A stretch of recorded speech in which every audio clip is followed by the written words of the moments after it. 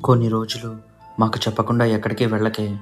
అదే రోజు రాత్రి దేవి నిద్రపోయాక ప్రసన్న నన్ను స్టెల్లాని లేపి, ఒసే వెరో స్టెల్లా, దేవి ఈవినింగ్ మనతో అబద్ధం చెప్పిందే. దాని చైన్ పాకెట్లోనే ఉంది. రూమ్లోకి రాగానే వేసుకుంది. కానీ మనతో పోయిందని చెప్పింది. దాని ఐస్ కూడా ఎర్రగా ఉన్నాయి. ప్రసన్న, నైట్ అంతా నిద్రలేదు కదా, అందుకనే కళ్ళు ఎర్రగా ఉన్నాయేమో. మరి చైన్ సంగతి ఏంటి? సర్లే, రేపటికి చూద్దాం.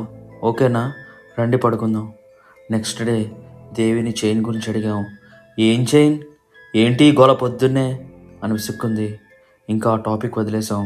మా ఇన్ఛార్జ్ వచ్చి, దేవి, స్టెల్లా, ప్రసన్న, తొందరగా రెడీ అయ్యి మీరందరూ ప్రేయర్ హాల్కి రండి. ఈరోజు మీ మీద ఏ ఆత్మ చేరకుండా సెలీనా సిస్టర్ మీకోసం ప్రేయర్ చేస్తారంట. Next part coming tomorrow.